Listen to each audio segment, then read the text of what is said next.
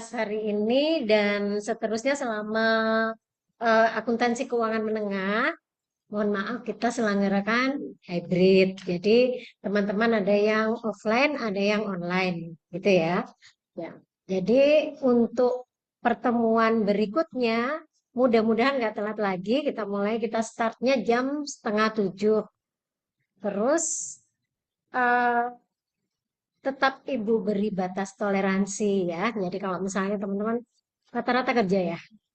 Oke, jadi kalau misalnya terpaksa harus telat keluar dari tempat kerja, nyampe sini pun telat, ya, ya batas toleransinya sebenarnya berlaku umum 15 menit, gitu ya, 15 menit.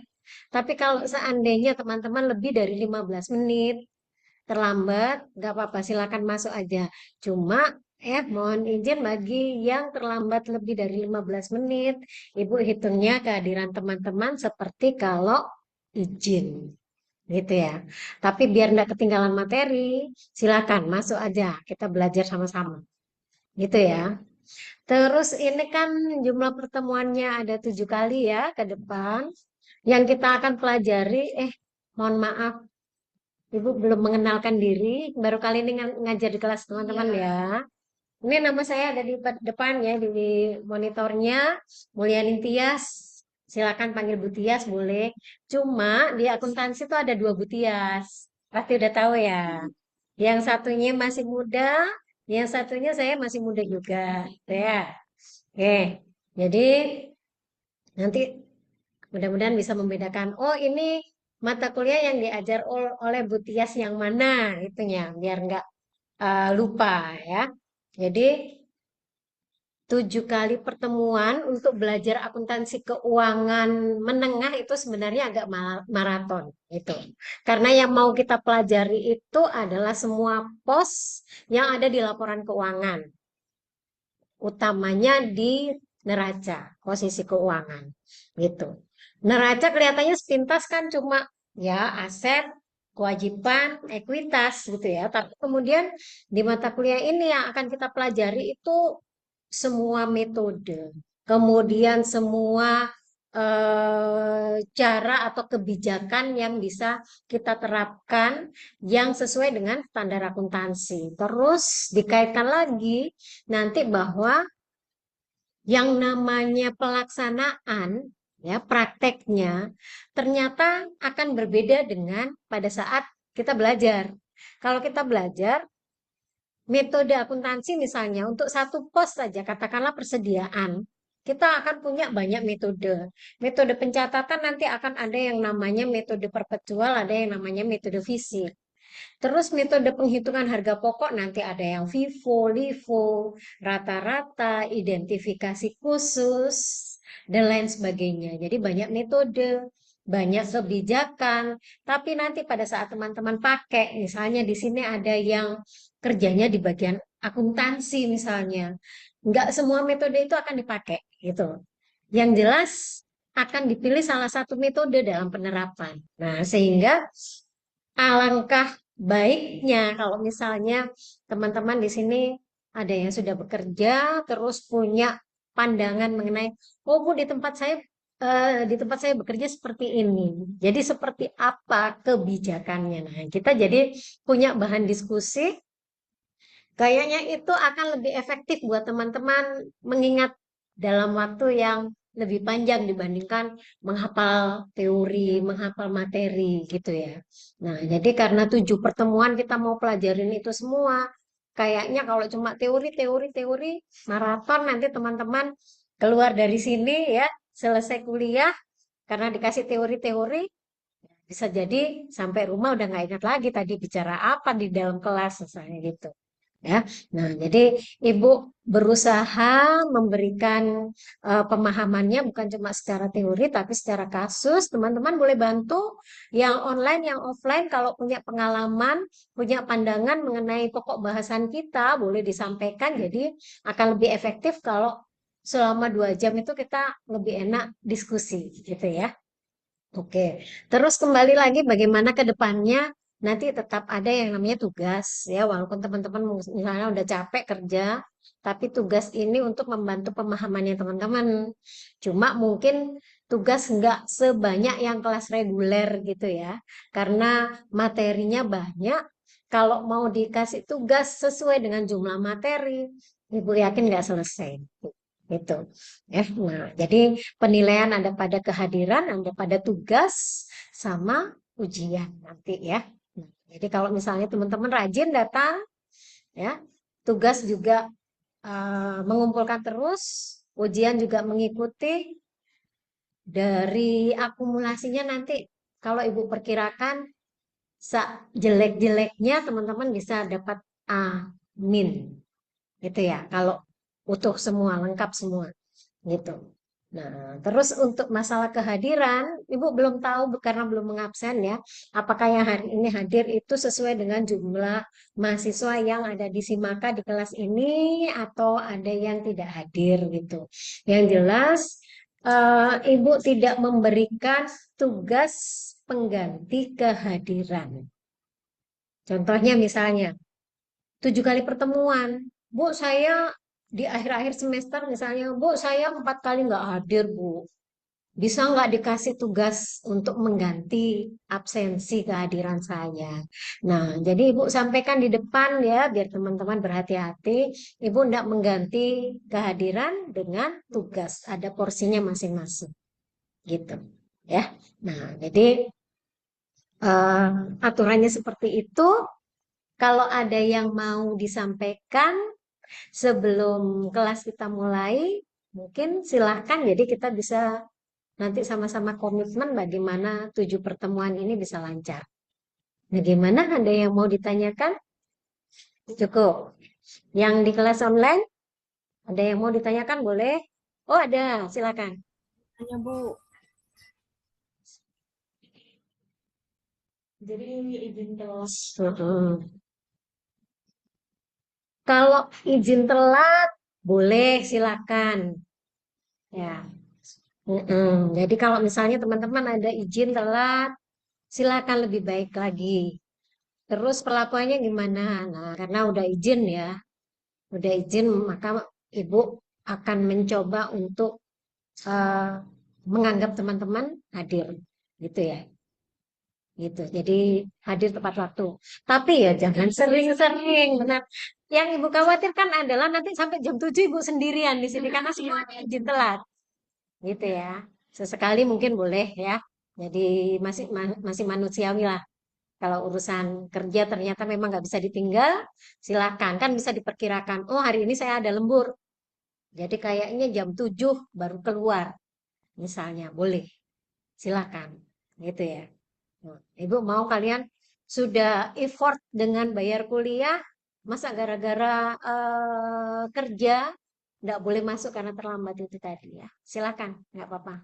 Jadi untuk izin, silakan nanti WA-nya langsung ke Ibu Japri gitu ya untuk izin. Kalau toh ada di grup sudah pada masuk grup, sudah.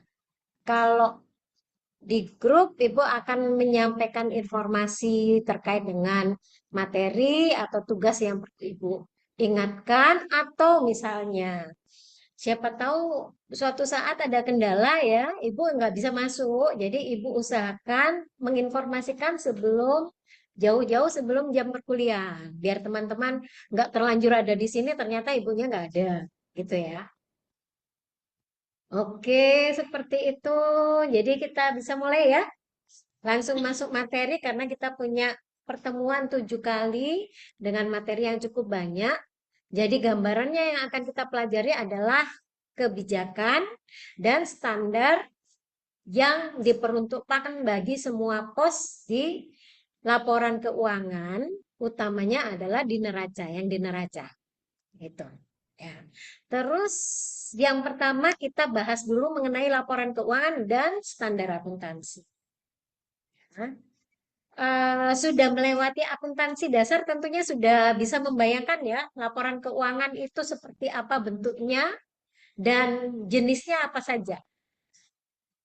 Atau ada yang misalnya, Bu, saya kok blank, nggak ingat sama sekali jenis laporan keuangan itu apa aja, misalnya. Kira-kira ada nggak yang sampai ngeblank seperti itu? Ada. Oke, ya. Nah, kalau misalnya ada nanti berpengaruh dengan apa yang akan Ibu sampaikan ke teman-teman. Kalau misalnya teman-teman menganggap, oh itu udah cukup Bu, boleh disampaikan. Jadi Bu skip nanti daripada kita membahas sesuatu yang berulang gitu ya. Oke, ini laporan keuangan dan standar pelaporan. Oke, jadi kalau kita diminta untuk Ibu kalau ngajar sambil duduk nggak suka. Jadi Ibu berdiri ya. Jadi laporan keuangan itu kalau misalnya kita belajar di prodi akuntansi biasanya ada yang menyebutkan laporan keuangan itu langsung terekam di memori kita. Oh, ini yang dimaksud gitu. Tapi pada saat disuruh mendefinisikan, nah, ya itu laporan keuangan itu yang ada neracanya, yang ada laba ruginya, misalnya kayak gitu ya. Padahal secara definisi berarti kita menjelaskan kepada pihak yang nggak tahu itu laporan keuangan itu bentuknya seperti apa, namanya apa, gitu ya. Nah, sehingga kita bisa rangkai menjadi tiga hal ini. Kalau ada yang menanyakan pada Anda apa itu laporan keuangan, maka yang pertama misalnya terkait dengan konteks dari laporan keuangan, maka dia merupakan ringkasan yang terstruktur. Jadi terstruktur itu maksudnya berarti posisinya jangan diacak-acak gitu. Ya, jadi urutannya harus jelas sesuai dengan kaidah yang berlaku. Kemudian dari ringkasan struktur ini, yang pertama dia menjelaskan mengenai posisi keuangan. Posisi keuangan, kalau ditanyakan yang mana posisi keuangan, jadi perusahaan itu terdiri dari aset, kewajiban, ekuitas. Ya, itu adalah posisi keuangan. Yang disetorkan oleh investor namanya ekuitas. Yang dipinjamkan oleh kreditur namanya utang atau kewajiban atau liabilitas. Ya, jadi satu macam tapi namanya banyak. Sehingga harapannya, kenapa Ibu sebutkan semua? Jadi harapannya biar teman-teman paham kalau suatu saat ada yang bilang utang, ya. Kalau suatu saat ada yang bilang kewajiban, ya tahu. Suatu saat ada yang bilang liabilitas, oh iya, gitu semua tahu. Enggak tiba-tiba yang, hah, apa itu? Gitu, ya. Nah, kemudian dalam posisi keuangan ada aset. Aset ini adalah bentuk real, ya, bentuk real ada wujudnya. Kemudian yang aset ini kadang disebut istilahnya adalah aktiva. Lawan dari aktiva adalah pasiva. Pasiva itu merupakan sumber keberadaan aset. Jadi yang di aset itu adalah sesuatu yang memiliki wujud fisik, sumbernya itu berada di pasiva. Contoh misalnya, kita punya uang. Uang itu ada wujud fisiknya. Walaupun sekarang itu uang nggak melulu uang dalam bentuk yang sesungguhnya bentuk kertas atau bentuk logam. Kadang di HP-nya teman-teman udah tersimpan uang. Sekarang kan lebih baik ketinggalan dompet daripada ketinggalan HP gitu ya. Kenapa? Semuanya di sini gitu. Ketinggalan dompet nggak apa-apa, di dompet saya nggak ada uang kok, misalnya gitu. Tapi ketinggalan HP, teman-teman mau jajan, nggak bisa. Bayarnya padahal biasanya pakai QRIS misalnya ya. Mau pesen barang yang suka belanja online ya. Nah, nggak bisa. Bukan di dompet tapi di HP aplikasinya. Kayak begitu. Sehingga kemudian kas ini tadi ya, pasti ada sumbernya. Uang ya. Apakah itu yang dipegang secara langsung dalam bentuk fisik kertas, uang kertas atau uang logam, berikut dengan uang yang misalnya kita simpan di rekening bank, itu sumbernya kalau bukan dari investor ya, dari pemilik modal usaha, berarti dari pinjaman gitu ya. Jadi semua aset kalau kita kaitkan pasti ada sumbernya, apakah dari investor apakah dari pinjaman. Nah, sehingga kemudian kita kenal sebagai posisi keuangan aset berikut dengan semua sumbernya. Nah, Kan disebut posisi keuangan. Terus ada kinerja. Jadi dalam laporan keuangan, teman-teman, kita nggak cuma melaporkan aset, kewajiban, ekuitas, ya, tapi ada pendapatan, ada beban, gitu.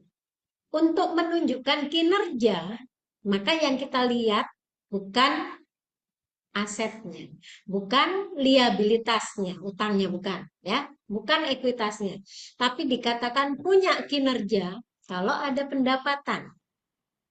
Untuk memperoleh pendapatan nggak bisa dihindari, kita harus bayar beban-beban. Contoh ke diri kita pribadi ya, teman-teman yang udah kerja misalnya, gajinya bulanan atau mingguan atau bagaimana? Bulanan ya. Nah, berarti teman-teman pada saat 1 bulan pertama sebelum mendapatkan gaji itu sudah keluar uang dulu apa enggak? Keluar uang dulu untuk pergi ke tempat kerjanya, ya, transportasinya. Kalau pakai motor harus beli BBM misalnya, ya. Kemudian contoh sederhana, tempat kerjanya jauh dari rumah sehingga terpaksa ngekos biar tidak terlalu jauh, nggak sering terlambat. Untuk ngekos teman-teman nggak bisa tinggal dulu kemudian bulan depan bayar, tapi kebalikannya, bayar dulu baru bisa menempati kos-kosan kan gitu. Sehingga untuk bekerja teman-teman sudah keluar dulu uang kos sama BBM. Belum lagi tiap harinya harus makan siang, harus makan malam misalnya. Sarapan di skip, kenapa? Belum gajian, soalnya gitu ya. Itu aktivitas yang menandakan bahwa teman-teman ada pengorbanan untuk memperoleh gaji, memperoleh penghasilan. Begitu juga semua perusahaan. Jadi kalau dikatakan ada kinerja, pasti ada beban yang dibayari oleh perusahaan. Ada beban, maka tidak logis kalau tidak mendatangkan pendapatan. Gitu ya. Sama teman-teman kalau tiap hari pergi ke tempat kerjanya, sudah pakai ngekos pula ya, jauh dari rumah, tapi nggak ada gaji, kira-kira mau nggak? Nggak mau. Ya, katakanlah magang. Magang ada batas waktunya. Kalau misalnya teman-teman tidak menerima manfaat dari magang itu, walaupun manfaatnya tidak berupa uang ya, tapi misalnya berupa sertifikat magang. Tapi di sertifikat magang jelas tertulis 3 bulan. Setelah 3 bulan, ya, masuk ke bulan keempat, kalau ternyata di tempat magang nggak dikasih apa-apa, ibu yakin teman-teman nggak mau memagang lagi gitu. Nah, jadi di dalam kinerja maka tercermin adanya pendapatan dan beban. Jadi dua unsur ini dikatakan kinerja. Terus dari dua unsur ini bisa dibandingkan mana lebih besar, pendapatan atau bebannya. Kalau pendapatannya lebih tinggi, berarti kinerjanya positif, menghasilkan laba. Kalau pendapatannya lebih kecil dari bebannya, berarti kinerjanya negatif atau bisa dibilang defisit, sehingga kemudian minus. Kalau minus dibilang rugi. Nah, itu kinerja ya. Jadi untuk mengupayakan pendapatan, maka nanti akan ada yang namanya laba atau rugi. Terus ada yang namanya arus kas, ya, arus kas. Jadi ada kinerja, tadi ada pendapatan, ada beban yang mau nggak mau dibayarnya pakai uang, diterimanya berbentuk uang. Maka akan kelihatan bahwa ada arus kas masuk dan arus kas keluar setiap periodenya. Nah, sehingga di sini ringkasan kita ini nanti harus terstruktur. Kita sedang melaporkan neraca atau posisi keuangan, berarti kita akan melaporkan aset, kewajiban, ekuitas. Kita akan melaporkan kinerja, berarti kita harus melaporkan di dalamnya ada pendapatan dan beban. Kita melaporkan arus kas, ya. Kalau arus kasnya itu keluar saja, apakah mungkin? Mungkin, tapi itu dikategorikan kondisi yang tidak sehat nantinya ya. Maka harus ada arus kas masuk juga.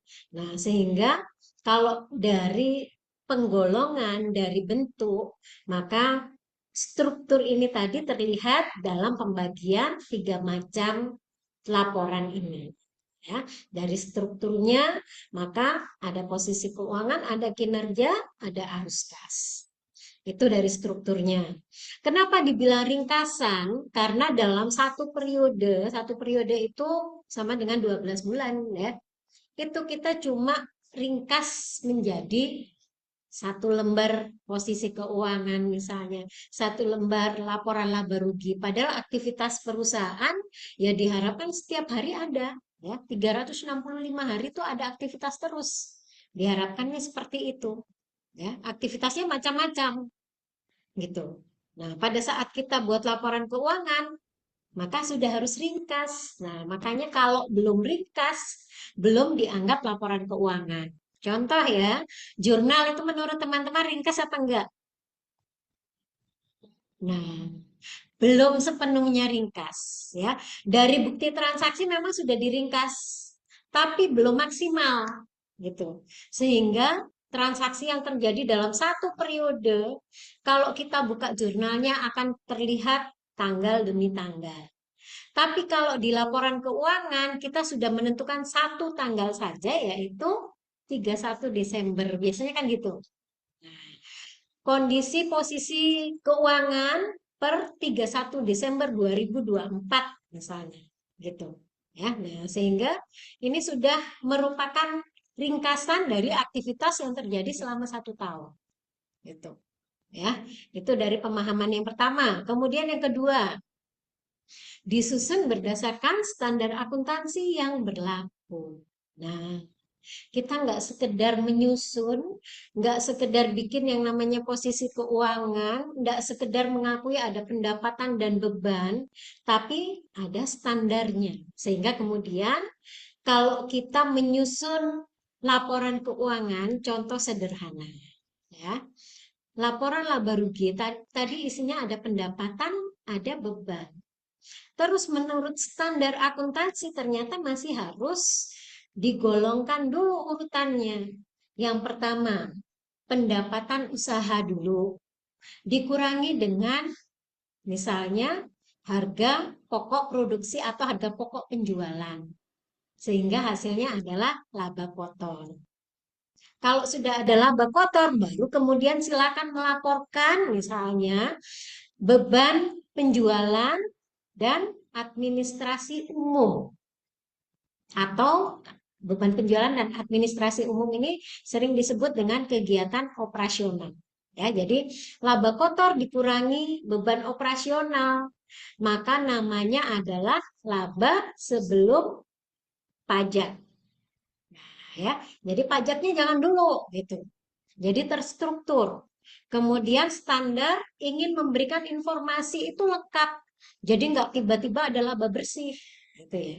Tapi kalau perusahaan tersebut kegiatannya adalah dagang atau manufaktur, setidaknya kelihatan dulu laba yang dihasilkan dari kegiatan utamanya. Baru kemudian dikurangi dengan kegiatan-kegiatan operasional lainnya. Nah, kalau sudah ada laba sebelum pajak, baru kemudian itu menjadi dasar untuk perhitungan pajak, ada dilaporkan berapa pajak penghasilan badan yang harus ditanggung perusahaan, maka hasilnya baru laba bersih. Gitu ya, harus terstruktur. Standarnya menyebutkan seperti itu karena ada informasi yang lengkap yang ingin disampaikan gitu ya. Nah, berarti dalam penyusunan laporan keuangan nanti kita fokus pada standar yang berlaku juga. Terus yang ketiga, laporan keuangan ini yang bisa memanfaatkan bukan cuma internal, tapi juga eksternal. Cuma kemudian teman-teman mengingat kembali ya, bahwa yang disebut entitas atau perusahaan itu tidak ada yang muncul langsung besar ya, kecuali dengan modal yang luar biasa, tapi jarang. Lebih banyak dimulai dengan usaha yang kecil dan menengah, gitu, tergantung dari permodalannya. Yang lebih banyak adalah UMKM, gitu ya. Terus kemudian bagaimana? Apakah UMKM juga harus menyusun laporan keuangan? Ya, UMKM itu kan masih sederhana. Yang menjalankan aktivitas biasanya masih terbatas. Kadang ownernya, pemiliknya, dia sendiri yang bikin produk. Dia sendiri yang mikirkan pemasarannya, cara menjual. Dia sendiri yang kemudian menertibkan administrasinya, ngurus perizinan, ngurus pembukuannya. Nah, sehingga kadang di sini ada kendala, satu orang harus punya kemampuan banyak macam. Ya, padahal nggak semua UMKM belajar akuntansi gitu ya. Cuma karena dia mahir untuk bikin produk, ya nekat bikin karena pengen punya usaha gitu. Tapi kemudian UMKM ini ada harapan nggak cuma statis di situ. Pasti pengen nanti usahanya 1 tahun ada peningkatan. 2 tahun nanti lebih berkembang lagi dan seterusnya. Nah, sehingga kemudian perlu adanya kesadaran mengadministrasikan kegiatannya. Caranya gimana? Jangan bayangkan UMKM ini kita suruh bikin neraca, bikin laba rugi, bikin laporan arus kas, sampai catatan atas laporan keuangan. Ya, jangan ya. Pusing mereka nanti bisa-bisa, sudah kalau begini saya berhenti saja, nggak usah usaha, daripada saya mumet. Misalnya seperti itu. Ya, jadi untuk yang UMKM bisa dimulai dengan hal yang paling sederhana. Ada yang namanya catatan kas masuk, kas keluar, atau ringkasnya disebut buku kas. Mereka menyelenggarakan buku kas saja itu sudah bagus. Ya. Nah, bagaimana dengan standar? UMKM punya standar keuangan sendiri. Jadi nggak kita jadikan satu, standarnya cuma satu. Mau UMKM, mau perseroan terbatas yang sudah go public, standarnya sama. Nah, bisa kacau balau nanti ya. Nah, sehingga di sini tadi, maka poin yang nomor 2, setiap kategori kegiatan akan ada standarnya masing-masing. Yang kemudian diharapkan nanti kalau kita ngikutin standar, kita bisa menyediakan informasi itu selain untuk internal, yang disebut internal, kira-kira siapa tuh? Di dalam perusahaan.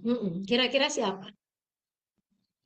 Manajemen, direktur, oke, pemodal, owner, itu di dalam. Yang eksternal, kreditur, bank, misalnya, oke, supplier, oke, pemerintah, ya, calon investor, itu masih di eksternal. Ya, jadi walaupun UMKM, maka tidak menutup kemungkinan suatu saat mereka mengajak atau memberikan peluang kepada pihak-pihak yang punya kelebihan dana untuk jadi investornya. Seorang investor yang teliti, dia nggak akan tertarik hanya dengan iming-iming misalnya. Nanti kalau kamu tanam modal di usaha saya kasih bagian 30%. Ya, tapi kemudian yang perlu dilakukan oleh calon investor adalah, oh iya boleh, tapi saya lihat dulu bagaimana histori usahanya, histori pendapatannya, penjualannya. Nah, sehingga dia bisa memperkirakan yang dibilang 30% itu secara rupiah berapa. Oke.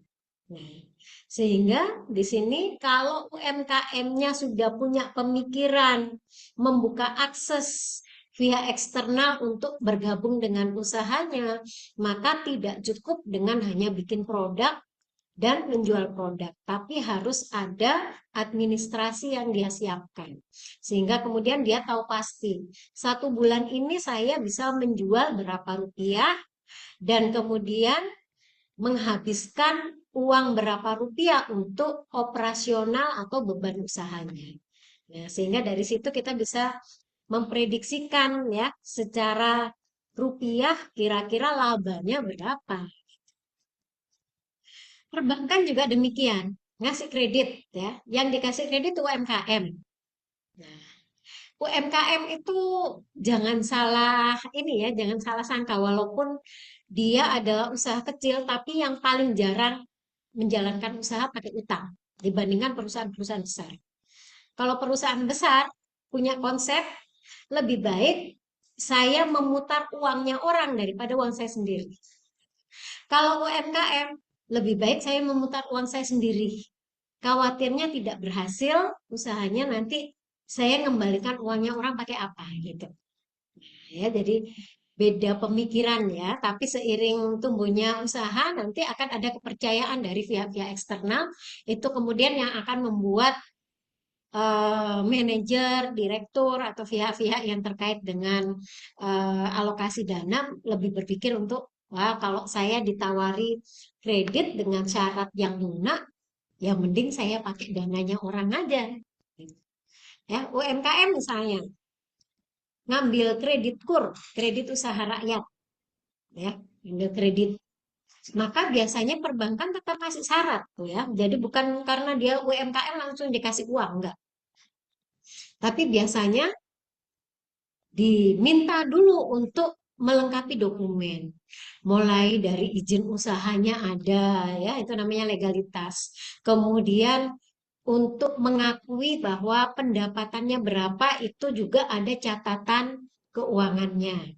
Tapi kalau misalnya tidak memiliki, karena kredit usaha rakyat itu kan masih ada campur tangan pemerintah ya, jadi masih ada subsidi dari pemerintah, sehingga kemudian bank tidak kaku dalam memberikan persyaratan.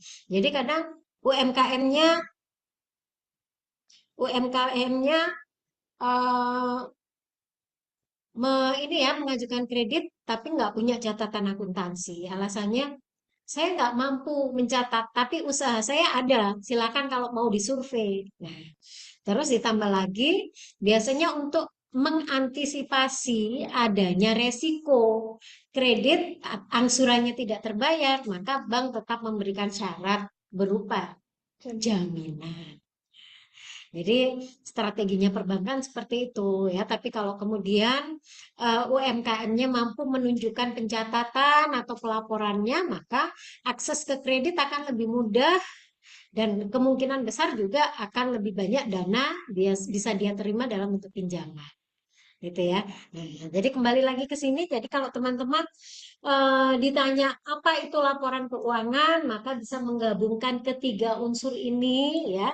Jadi laporan keuangan itu ringkasan terstruktur di mana kita ingin melaporkan posisi kekayaan atau posisi keuangan, kita ingin melaporkan bagaimana aktivitas operasional atau yang disebut kinerja, bagaimana adanya sumber penerimaan pengeluaran kas kita dan melaporkannya sesuai dengan standar yang berlaku sehingga kemudian kita bisa memberi informasi mengenai kondisi perusahaan atau kondisi entitas baik itu informasi untuk internal perusahaan ataupun untuk eksternal. Nah, kalau teman-teman bisa menyampaikan definisi atau pengertian laporan keuangan seperti itu, maka orang yang menerima penyampaian teman-teman paling nggak sudah berpikir, oh sekompleks itu ya, laporan keuangan itu selengkap itu, bisa dipakai untuk menginformasikan kondisi perusahaan. Gitu, ya, kita belum bicara jenisnya, tapi baru definisinya ya. Kemudian jadi tujuannya kita bikin laporan keuangan itu yang pertama adalah memberi informasi, ya gitu. Jadi laporan keuangan ini adalah output dari kegiatan akuntansi. Mau kegiatan akuntansinya dijalankan lengkap seperti siklus akuntansi, masih ingat siklus akuntansi? Sedikit. Siklus akuntansi dimulai dari jurnal bukti transaksi dulu. Oh, ya. Iya, karena dalam akuntansi informasi secara lisan itu tidak dianggap bukti transaksi ya. Jadi harus ada bukti transaksi. Bukti transaksi nanti teman-teman boleh mengungkapkan semua jenis misalnya faktur, nota, kwitansi misalnya ya. Kalau sudah ada bukti transaksi baru kemudian dicatat dalam jurnal, diposting ke buku besar, disusunkan neraca saldo, disesuaikan dengan accrual basis sehingga ada penyesuaian ya jurnal penyesuaian baru kemudian menjadi laporan keuangan dari laporan keuangan.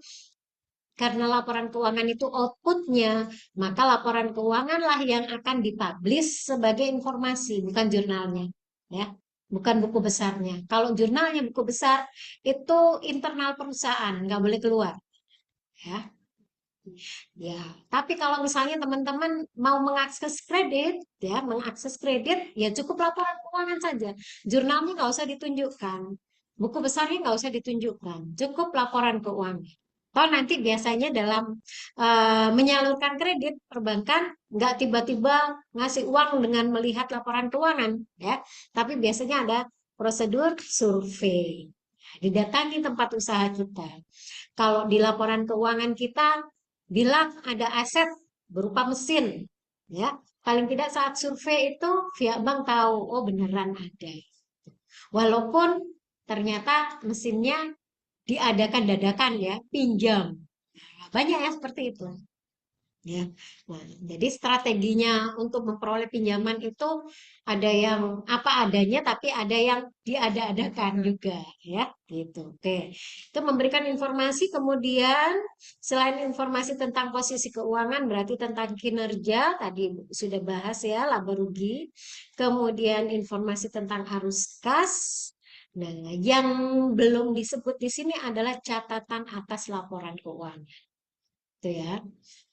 Catatan atas laporan keuangan itu melihat pada skala perusahaan. Jadi kalau kita masih berada di lingkup UMKM, mereka sudah bisa bikin neraca, bikin laporan laba rugi, bikin arus kas, itu mereka sudah hebat. Ya. Terus kenapa Bu mereka nggak perlu bikin catatan atas laporan keuangan? Ingat ya, UMKM itu sumber daya manusianya masih terbatas. Jadi ownernya masih bisa masih bisa mengamati secara langsung kegiatannya perusahaan seperti apa, dia sampai tahu suppliernya siapa, pelanggannya siapa, sehingga kemudian apa yang dituangkan dalam catatan kadang dia juga sendiri yang membuat. Makanya nggak perlu catatan atas laporan keuangan karena dia paham langsung.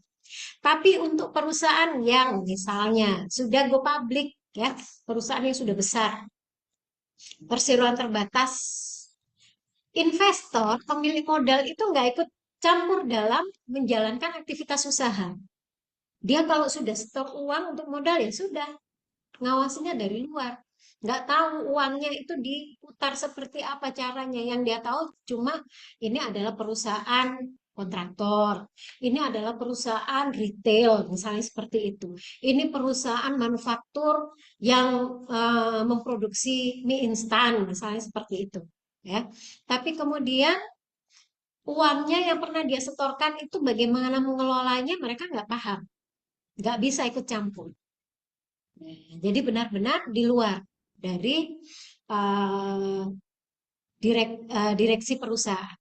Ya, nah, sehingga suatu saat untuk memberikan informasi mengenai aktivitas perusahaan yang dijadikan alat komunikasi itu adalah posisi keuangannya, laba ruginya, arus kasnya. Sementara di sisi lain, tidak semua investor itu pernah kuliah akuntansi. Yang penting dia punya uang bisa jadi investor, ya. Tidak peduli dia dulu kuliahnya di bidang hukum, di bidang IT misalnya, tapi dia punya uang, uangnya berlebih, mau investasi dia beli saham bisa. Nah, sehingga kemudian saat dia ingin mengetahui bagaimana sih perkembangan usaha dari perusahaan yang saya investasi, maka dengan membaca neraca dia nggak paham apa ini maksudnya ya. Kok namanya singkat-singkat terus ada rupiahnya ini maksudnya seperti apa? Ada yang sebelah kiri, ada yang sebelah kanan, gitu ya. Karena keterbatasan pemahaman akuntansi itu memang tidak dimiliki oleh semua orang, maka perlu satu jembatan informasi yang kemudian kita kenal dengan catatan atas laporan keuangan, di mana di dalamnya perusahaan bebas menginformasikan sedetail-detailnya tanpa harus takut tidak sesuai dengan standar. Jadi kalau akuntansi untuk penyusunan neraca, penyusunan laba rugi, penyusunan laporan arus kas, itu kita ditertibkan. Standar pencatatannya begini, pelaporannya begini. Tapi kalau catatan atas laporan keuangan, semuanya diungkap, dituliskan detail, nggak perlu disingkat. Jadi kalau teman-teman ada waktunya misalnya jalan-jalan online ke situs Bursa Efek Indonesia ya, IDX, coba-coba download laporan keuangan, bisa dibandingkan yang namanya neraca satu halaman, laba rugi satu halaman, tapi kemudian catatan atas laporan keuangan bisa-bisa 100 halaman. Karena yang diinformasikan di catatan atas laporan keuangan adalah semua hal. Contoh ya, di neraca kita punya aset berupa tanah dan bangunan. Tapi kemudian oleh manajemen ini diagunkan, dijaminkan untuk cari kredit, ya. Di neraca kelihatan apa enggak? Kalau tanah dan bangunan ini dijaminkan? Tidak. Tidak, ya. Jadi nggak ada bedanya antara yang dijaminkan dengan yang tidak, nggak ada bedanya. Tetap boleh masuk di neraca. Tapi kemudian di laporan, di catatan atas laporan keuangan, maka di situ harus diungkapkan bahwa aset berupa tanah dan bangunan milik perusahaan yang bernilai sekian dalam harga perolehan sedang dijaminkan untuk kredit dari pihak mana. Ya, sehingga kalau tadi orang nggak paham dengan membaca laporan keuangan, pingin tahu detailnya larinya ke catatan atas laporan keuangan. Gitu. Kalau UMKM tadi menjaminkan sepeda motornya, mobilnya untuk kredit usahanya. Dia masih pakai nama pribadinya. Dia juga yang mengajukan kredit, dia juga yang nerima uang, dia juga yang bayar angsuran. Sehingga nggak perlu ada catatan atas laporan keuangan. Dia tahu, ya. Tapi kalau perusahaan besar, perseroan terbatas, asetnya atas nama perseroan terbatas, bukan atas nama perorangan. Yang mengagunkan ada prosedurnya, ada persetujuan dari Dewan Direksi, dituangkan dalam surat keputusan. Sudah ada surat keputusan, baru kemudian ada eksekusi. Bagian pendanaan, ya, mengajukan kredit ke bank. Nah, yang bertanda tangan dalam kontrak perjanjian kredit di situ karena perusahaan itu kan abstrak, nggak mungkin perusahaannya tanda tangan, akan diwakili dengan salah satu pihak atau biasanya dua orang ya, diwakili oleh dua orang yang ditunjuk oleh perusahaan sebagai wakil ya, apakah manajer keuangannya atau pihak lainnya gitu ya. Sehingga kemudian investor dia orang yang sudah menanamkan uangnya, dia tahunya bahwa oh perusahaan ini sekarang sudah berkembang, sudah bisa beli tanah dan bangunan. Dia nggak tahu menahu kalau tanah dan bangunan ini sebenarnya dijaminkan untuk perolehan kredit. Maka perusahaan wajib mengungkapkan di catatan atas laporan keuangan sehingga kemudian investor ini tahu, oh aset ini sedang dijamin. Ya, jadi tidak seperti UMKM untuk perseroan terbatas, investornya hanya mengamati dari luar sehingga aktivitas itu terkadang tidak diketahui bagaimana cara menghasilkan laba sampai sekian rupiah, apa saja kebijakan perusahaan. Nah, itu yang kemudian dalam standar akuntansi ditetapkan bagi perusahaan yang sudah berskala publik, maka wajib menyusun catatan atas laporan kayak gitu ya. Nah, makanya di sini tadi nggak disebutkan karena ada batasan, ada ketentuan nggak semua harus, ya nggak semua wajib gitu ya. Nah, kemudian dari apa yang diinformasikan dalam sebuah laporan keuangan, ini tujuannya adalah nanti akan menjadi dasar pengambilan keputusan, baik bagi via internal maupun eksternal. Bagi internal misalnya, memutuskan untuk menaikkan kapasitas produksi, contoh ya. Nah, itu dengan melihat apa? Melihat kinerja. memutuskan untuk membeli mesin yang baru, maka dia melihat kinerja dan melihat posisi keuangan, mampu nggak. Bagi kreditur, dia akan mengambil keputusan memberi kredit atau tidak, gitu ya. Bagi pemerintah, keputusannya adalah terkait dengan pajak misalnya. Berapa pajak yang harus dia bayar? Ya. Kemudian ada perusahaan-perusahaan besar diwajibkan oleh pemerintah untuk punya dana CSR misalnya ya. Itu untuk dana sosial. Nah, jadi pemerintah mengawasinya dari laporan keuangan juga. Gitu ya. Nah, itu tujuan laporan keuangan. Kalau ditanya lengkap, laporan keuangan ada 5 ini. Kalau lengkap. Ya, tapi kemudian berdasarkan apa yang Ibu sampaikan tadi ya, teman-teman pahami, bedakan entitas yang teman-teman jadikan objek untuk diamati itu apakah masih skala kecil, menengah, atau yang sudah berskala besar. Kalau kecil menengah sudah menghasilkan nomor 1 sampai nomor 4 sudah luar biasa. Gitu ya. Kecil sampai menengah. Tapi kalau besar, dia cuma menghasilkan laporan keuangan 1 sampai nomor 4. Hati-hati ya, berarti ada yang tidak transparan kepada pemegang saham.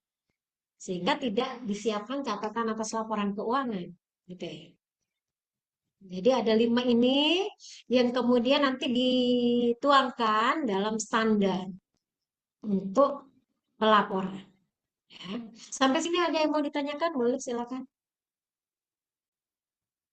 Oh iya, nanti minggu depan insya Allah Ibu sudah siapkan Google Classroom. Jadi materi PPT atau PDF nanti akan Ibu posting di Google Classroom. Silakan teman-teman mau download. Boleh, nggak harus mencatat ya materi. Kecuali kalau misalnya dari PPT-nya Ibu ada penjelasan tambahan yang menurut teman-teman penting mau dicatat, boleh silakan. Gitu ya. Terus untuk semua tugas baik itu soal maupun jawaban nanti semuanya terpusat di Google Classroom ya. Iya. Jadi kalau di akhir semester misalnya teman-teman merasa sudah lengkap tugasnya tapi kok kosong nilai tugasnya, terus konfirmasi ke ibu, ibu nggak bingung cari ada di Google Classroom gitu. Ya. Oke, kalau ada yang nggak paham boleh langsung ditanyakan nanti. Nah, ini standar akuntansi keuangan ya.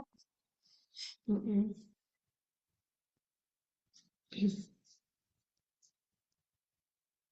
Standar akuntansi keuangan yang berlaku di Indonesia itu adalah adopsi dari standar keuangan internasional yaitu IFRS ya. Jadi uh, Indonesia sudah membuka peluang bagi investasi yang berasal dari luar. Ya, jadi sudah banyak perusahaan internasional yang berdomisili di Indonesia sehingga dalam pelaporannya sudah tidak dimungkinkan lagi pakai standar yang hanya berlaku di nasional.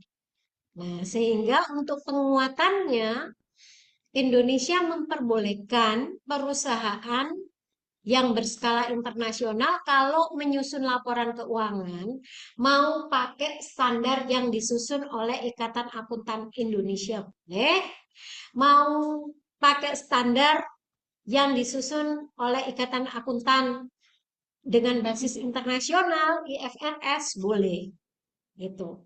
Tapi untuk perusahaan skala nasional diarahkan untuk pakai standar yang dibuat oleh IAI dulu. Nah, jadi jenis-jenis standarnya ini ada SAK umum ya, standar akuntansi keuangan umum. Ini dipakai oleh perusahaan menengah ke atas ya sampai yang go public. Nah, tapi untuk perusahaan seperti UMKM ya,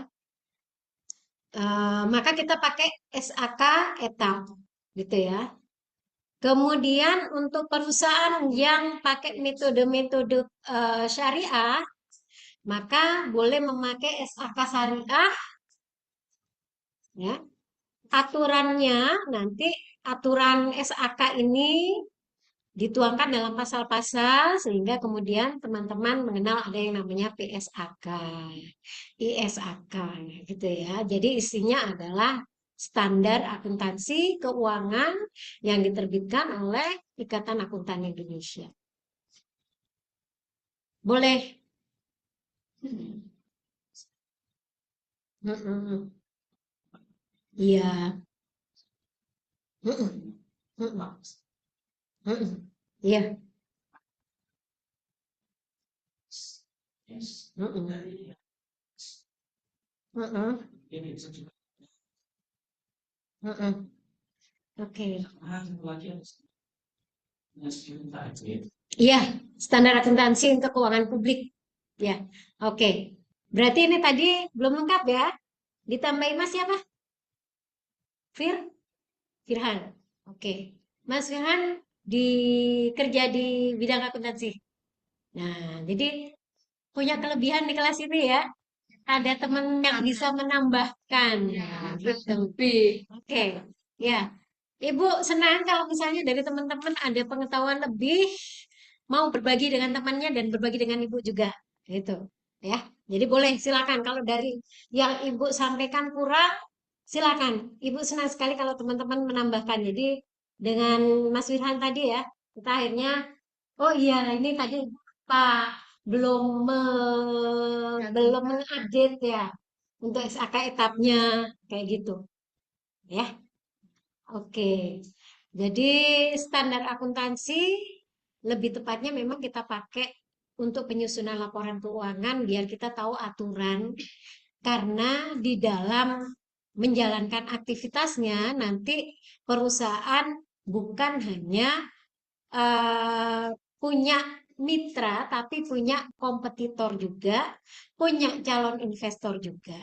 Jadi diharapkan dengan standar akuntansi keuangan, kita menyusun laporan keuangannya itu bukan cuma bisa dimengerti oleh perusahaan itu sendiri, tapi mau dipublis, orang akan paham ya, ini sesuai dengan aturan yang berlaku. Terus ditambah lagi, biasanya ada hal-hal yang tertentu yang kemudian perusahaan pada saat menyusun laporan keuangan nggak berhenti di situ, sudah jadi laporan keuangan selesai, ya. Tapi biasanya akan dikaitkan lagi dengan pihak yang memberikan pendapatnya, pendapat atau opini, ya, bahwa layak, maaf, wajar atau tidak penyusunan laporan keuangannya, gitu. Sehingga untuk menjangkau akses ke luar itu bisa lebih banyak lagi pihak yang bisa menerima gitu ya. Jadi beda kalau kita bikin laporan keuangan nggak diperiksa oleh pihak eksternal ya, pihak yang independen, maka kita bisa saja beranggapan bahwa laporan keuangan kita sudah benar gitu ya. Tapi kemudian dengan standar ini ya, sudah ada standarnya walaupun kita sudah mix and match di situ ya, tapi kemudian ada pihak eksternal yang misalnya teman-teman kenal dengan istilah akuntan publik ya, sehingga kemudian mereka mengawasi bagaimana jalannya pelaporan, penyusunan laporan ini. Kalau dari prosesnya sampai dengan pelaporannya dianggap wajar, maka layak untuk dipublish. Kalau dianggap tidak wajar, maka kemudian dikonfirmasi dulu ke penghasil laporan keuangan. Ya. Apakah ada ketidakfahaman atau ada kesengajaan sehingga laporan keuangan ada unsur yang kurang dilaporkan, tidak dilaporkan, atau misalnya masih kurang tepat dalam pelaporannya. Gitu ya. Jadi tidak serta-merta bahwa UMKM ini langsung bikin laporan keuangan diaudit gitu ya sama akuntan publik, enggak. Tapi tergantung skalanya, kita mau menjangkau kemana dulu. Kalau sudah berhubungan dengan aktivitas investasi publik, ya saham misalnya, saham perusahaan mau dijual ke publik, nah berarti sudah wajib bahwa semua laporan keuangan tiap tahunnya harus diberi opini dulu oleh akuntan publik, gitu ya. Oke, terus,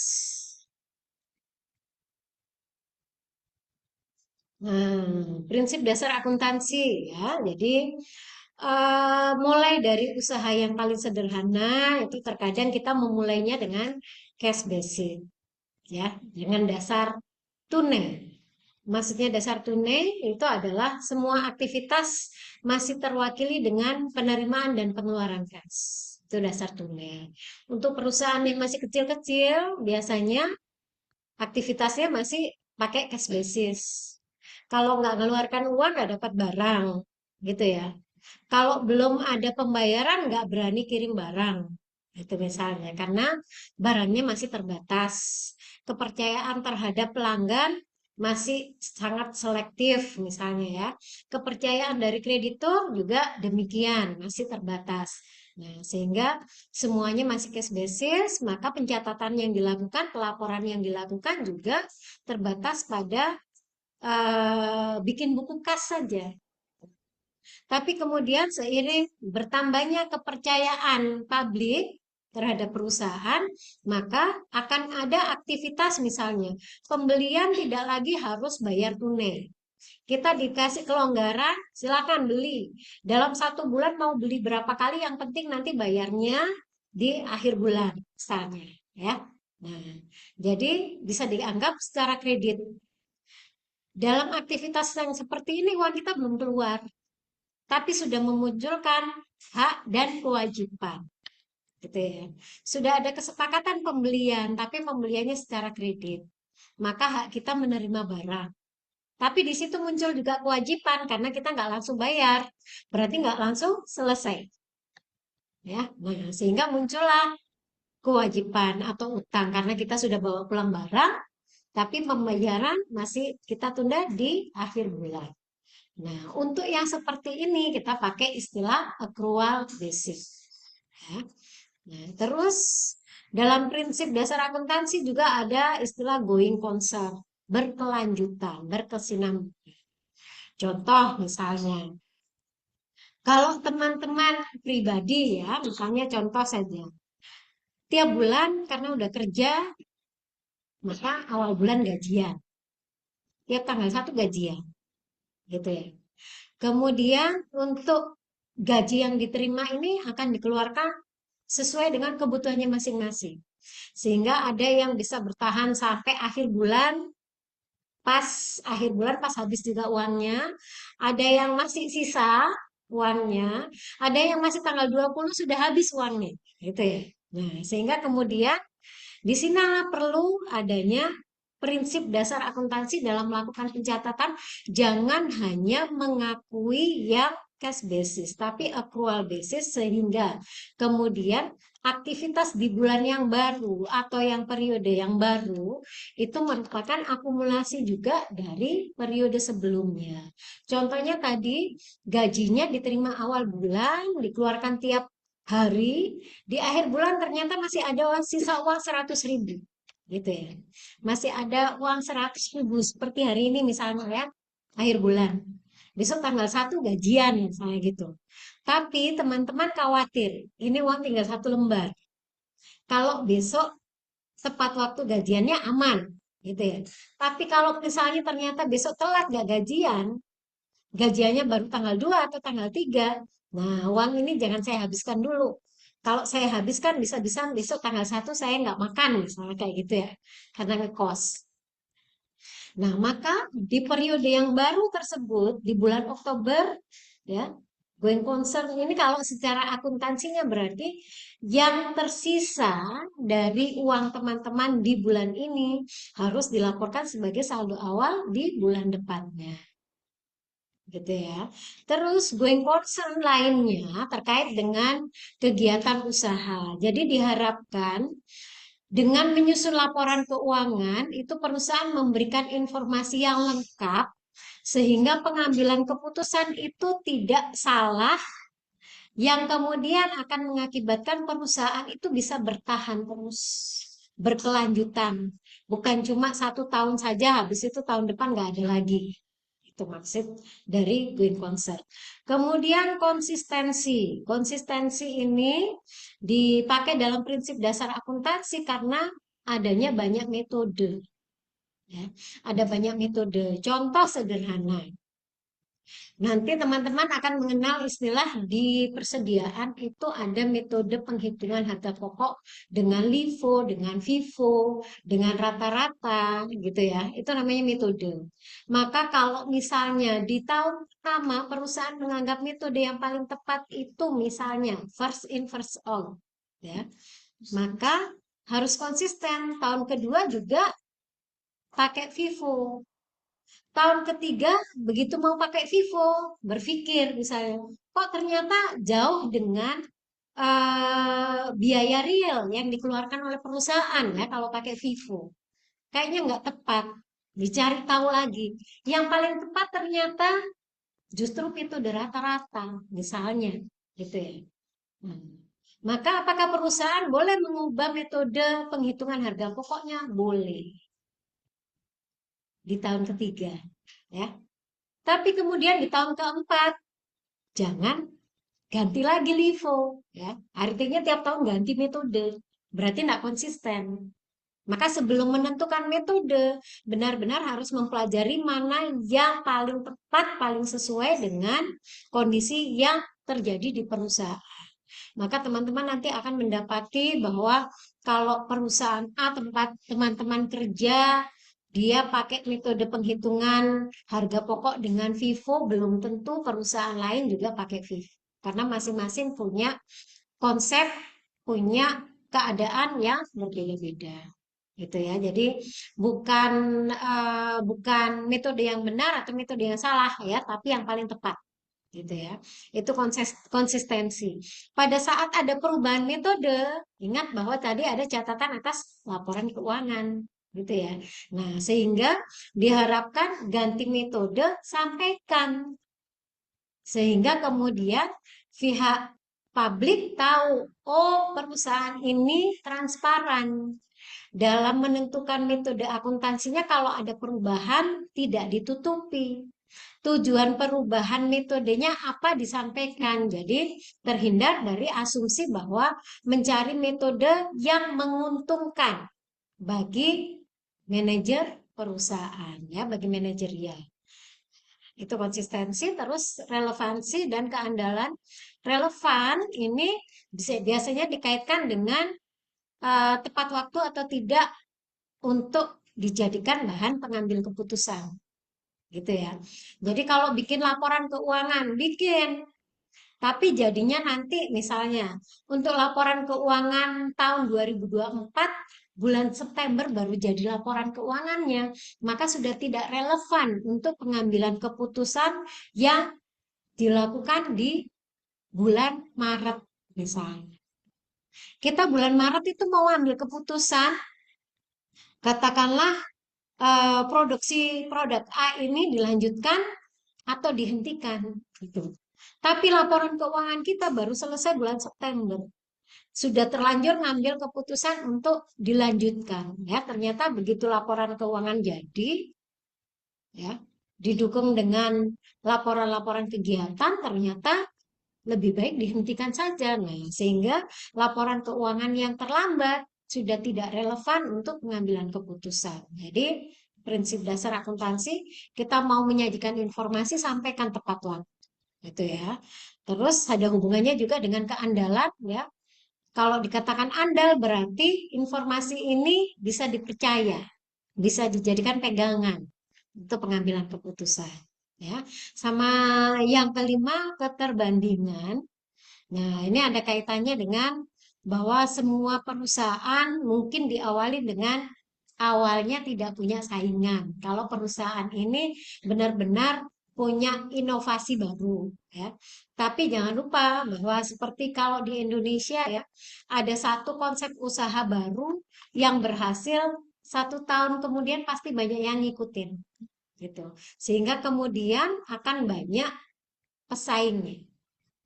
Bagi calon investor, maka ini merupakan peluang untuk mendapatkan tempat investasi yang terbaik. Jadi dia bisa banding-bandingkan antara satu perusahaan dengan perusahaan dengan skala yang sama. Yang mana yang paling baik untuk tempat berinvestasi. Nah, sehingga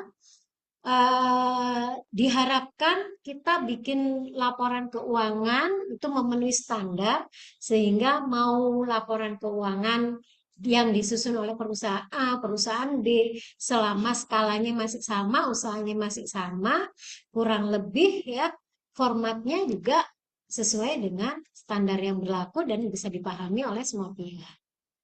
Itu ya, prinsip dasar akuntansi. Ada yang mau disampaikan? Belum. Belum. Ini melihat pada kelompoknya saja ya. Jadi kita tidak bicara detail mengenai posisi keuangan. Kalau posisi keuangan yang detail, kita mau cari contoh gampang. Nanti kita coba jalan-jalan ke Bursa Efek Indonesia ya. Kita cari aja laporan keuangan yang sudah pernah diaudit. Nah, berarti sudah baku di situ, nggak ada perubahan. Bagaimana menyajikan aset misalnya ya, mulai dari menyajikannya di neraca seperti apa sampai menyajikannya di catatan atas laporan keuangan misalnya ya.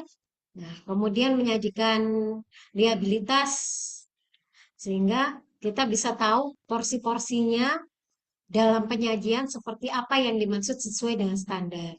Kalau ini hanya contoh ringkas dari apa yang diharapkan ada di laporan keuangan yang merupakan posisi keuangan atau neraca. Jadi ada pembagian aset itu ke dalam bentuk aset lancar dan aset tetap. Sebenarnya ini pembagian yang terlalu sederhana ya, karena nanti ada di antara aset lancar dan aktiva dan aset tetap itu ada investasi jangka panjang gitu. Kenapa tidak dimasukkan di aset tetap? Alasannya adalah satu berupa aset yang punya wujud fisik, yang satu berupa sekuritas, surat-surat berharga saja, sehingga perlakuannya beda. Nah, kemudian di aset tetap, nanti tetap ada klasifikasi lagi. Ada yang namanya aset tetap berwujud dan aset tetap yang tidak berwujud. Nanti masih ada lagi aset tetap lain-lain. Gitu ya. Nah, pelaporannya nanti tergantung pada kalau punya dilaporkan, kalau enggak ya enggak usah. Tujuannya apa? Ingat tadi yang pertama ya, ringkasan. Berarti harus ringkas. Kalau nggak punya ya nggak usah diperinci sampai lengkap sekali format neracanya. Cukup yang ada saldonya saja. Kecuali di tahun lalu ada saldonya, tahun ini nggak ada, habis. Maka kita tetap harus melaporkan.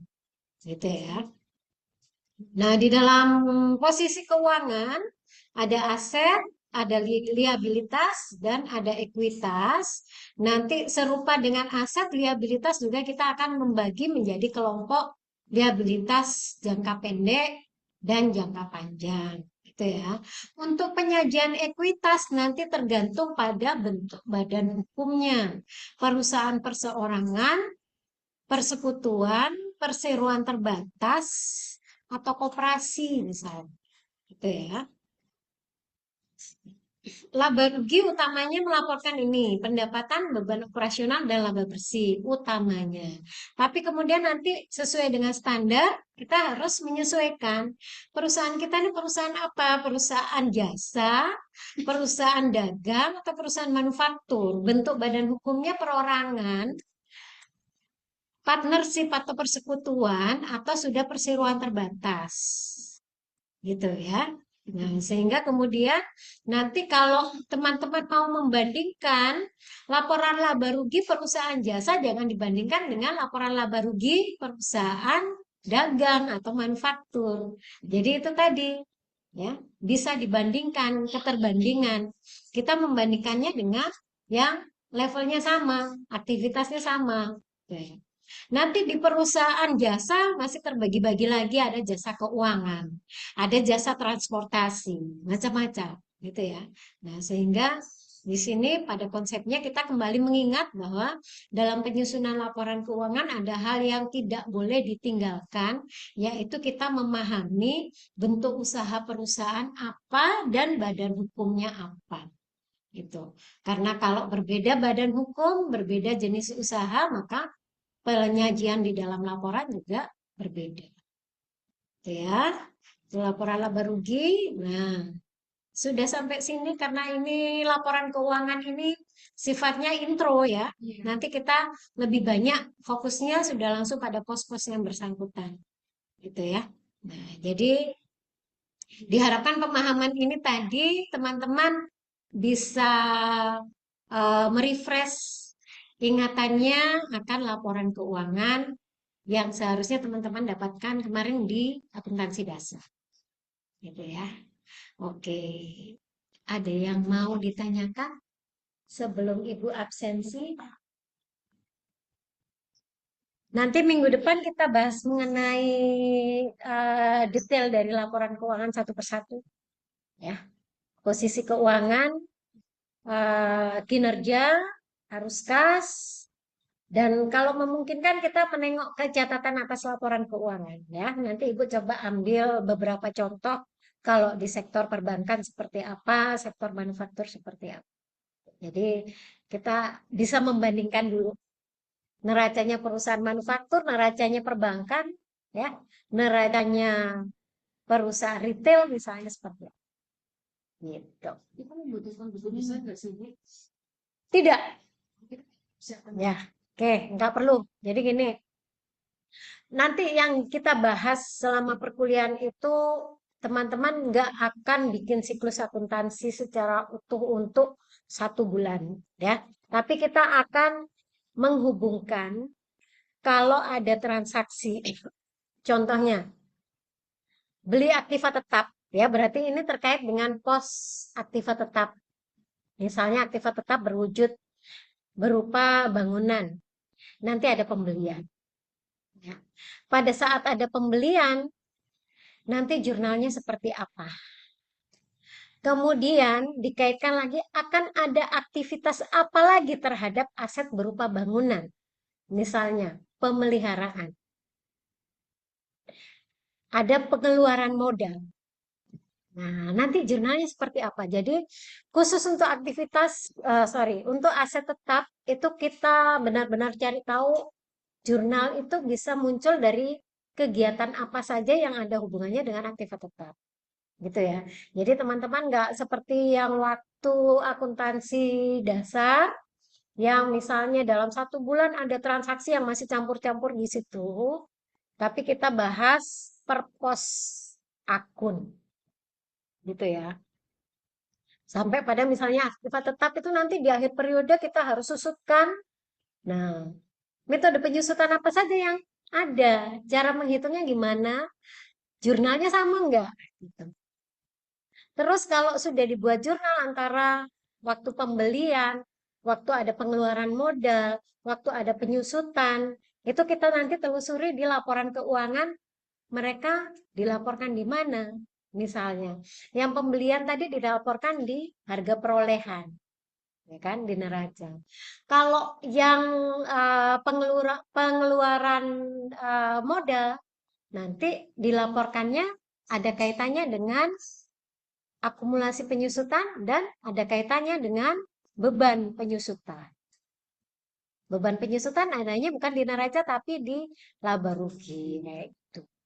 Kemudian nanti aktivitas penyusutan dilaporkannya hubungannya kemana? Ke neraca dan ke laba rugi. Jadi kita benar-benar cari tahu larinya kemana saja ini. Gitu. Ya, jadi teman-teman nggak perlu repot menyiapkan format jurnal, format buku besar, pakai buku besar nggak perlu dulu ya. Yang penting kita bahas di situ nanti kita nggak bikin garis ya, tapi kita fokus pada akun yang kita pakai dan cara menghitung ya.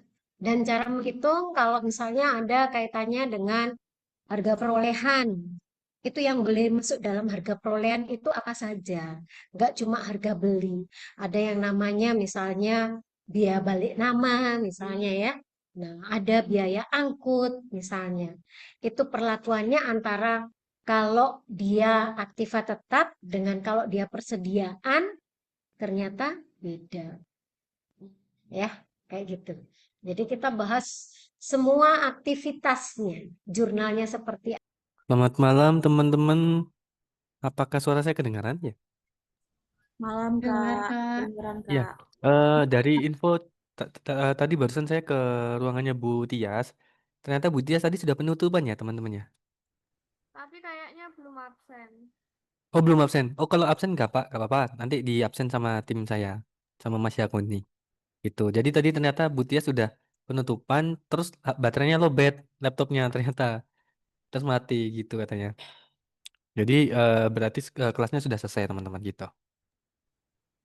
Baik, Baik, kalau gitu Kak. Siap kita ketemu lagi di Kak. minggu depan ya untuk mata kuliah ini. Nanti bisa apa namanya untuk materi besok akan dibantu Mas Ahmad Yakuni untuk diupload di D-Learning-nya gitu. Ya kalau itu terima kasih teman-teman atas kehadirannya malam ini. Kita ketemu lagi di mata kuliah lain. Ya, selamat malam, selamat beristirahat. Assalamualaikum warahmatullahi wabarakatuh.